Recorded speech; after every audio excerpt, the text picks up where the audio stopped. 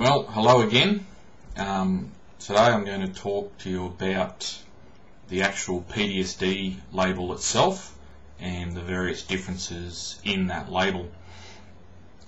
Now, this may upset some people who watch this, which would be kind of interesting if it doesn't, though this is pretty conclusive of the facts that I certainly have within my experience thus far. PTSD encompasses a few labels. Now, we're not talking about the diagnostic labels that make up PTSD. We're talking about the actual label PTSD.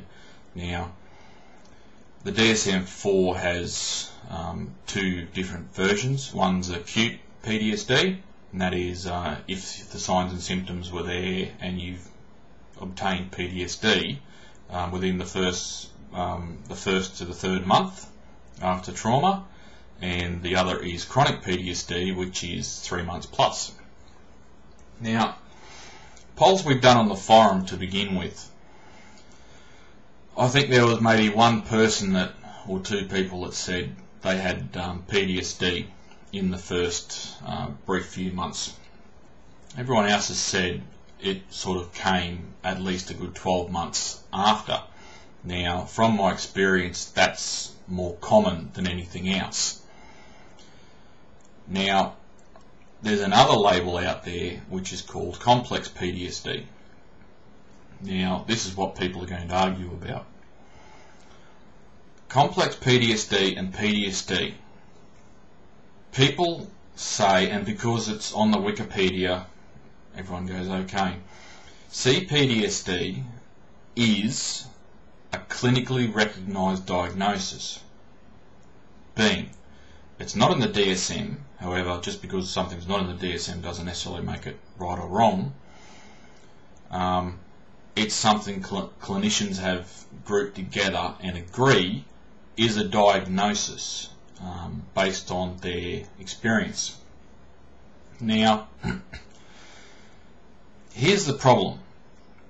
Those people who tend to want to love to use their label, and especially if you use your label of PTSD or C-PTSD or whatever to try and differentiate yourself as special, then you're automatically causing yourself a problem to begin with, because what you're doing is you want sympathy, and sympathy and PTSD don't work together. If you want sympathy for it, guess what? You're going to be one of those very annoying people. And generally, if you're on the forum, I or one of the administrators will probably end up never taking you out of moderation to begin with, because you don't want to accept responsibility for your own actions and what you have.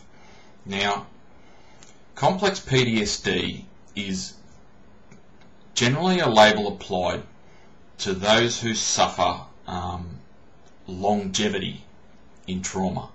And what I say by longevity, I'm talking those people in domestic violence relationships where domestic violence has gone on for years and years, okay, and whether it be the male or the female, generally the female, though males do get it. Someone has been abused, whether it be physically, emotionally, whatever. The abuse is a longevity, and that's what generally makes it up. What that longevity does is it tends to make traits of borderline personality then. Now, this is what C-PTSD is. It is PTSD plus people who, from their traumatic experience, show traits of borderline personality. Okay, a lot of people think because I've suffered constant rape, or I've suffered constant abuse or sexual abuse or physical abuse or emotional abuse, whatever the case may be, they believe they fit in a C-PTSD category. People say to me, but I've got amnesic parts of PTSD, so, you know, from what I read on Wikipedia, I should have C-PTSD, not PTSD. Actually, both contain the same aspects in that regard. The only difference is clinicians have made the C-PTSD, which outlines more those who show the traits of PTSD plus borderline personality disorder, okay, because of the sheer longevity of the trauma. Okay, that's the difference. And even though you suffered it, doesn't necessarily mean A, you'll have PTSD, or B, you have C-PTSD. It doesn't mean anything. Every single person is affected and is unique when it comes to these things. A lot of people suffer these traumas and they walk away, no problem, no PTSD, no ongoing problems. Some come out of it, PTSD, and there you go. You know, I was one of the unlucky ones to come out of operations with PTSD. You get that. Okay, there's nothing I can do to change that now. The difference here is people who want to play on labels. Here's the thing. Doctors are often wrong. Okay? Just because your physician said to you, you have complex PTSD or you have PTSD, does not necessarily make them correct. Factually, doctors are taking a very estimated guess whether you have PTSD or not, or whether you have PTSD versus C-PTSD. There is an estimated guess there that they take. Now that's based on their knowledge, based on their experience with trauma sufferers. Okay, you will get people say or tell people they have PTSD when all they really have is an acute anxiety disorder or anxiety disorder, major anxiety disorder, whatever the case may be. They don't have PTSD, they have that. Or you get it vice versa, where they're being told they have anxiety disorder only and they actually have PTSD. Okay, they're suffering more than what they're being treated and helped for. So it goes on both spectrums. Doctors aren't always right, okay, and they're very rarely right about some of these issues surrounding complex PTSD and PTSD. They have the DSM to go off. They have a manual there. You know, people are their own worst enemies once again. They get into that damn manual and they interpret, and there's the problem, is there is a lot of interpretation available between that manual, okay, and personal experience, judgment, common sense, and things like that.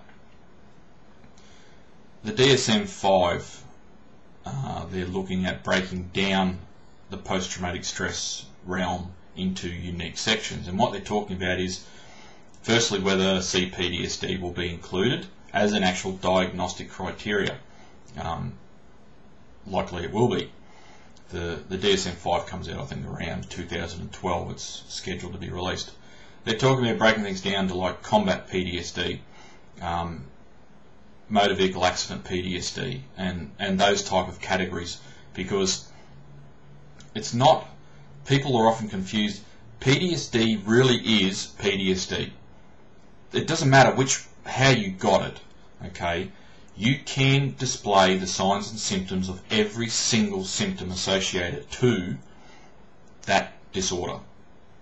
Just because you don't doesn't mean you won't at some stage in your life. It just depends how much stress you put under, what your situations are, and so forth. So you have to think about things in that matter. Now, when they start breaking down labels further, all it really does is it helps physicians identify how you got PTSD. They don't have to go through a myriad of documentation and question time again to say, how did you get it? Okay, once the label's been applied, from my understanding is the belief is you have combat PTSD. That means you have PTSD, you're a veteran. Okay, that's how you got PTSD. Because I also know veterans who didn't get PTSD from being a veteran. They actually got it from a motor vehicle accident. Okay, just because they're in the military doesn't necessarily mean they get PTSD from those sort of things. So it goes either way, and I believe that is the understanding behind what they're going to do in the DSM-5 by breaking down that category. Now, it's still up in the air whether that happens or not, so who knows? We'll see what happens. The most important thing is, don't just listen to what your doctor says when they apply a label to you.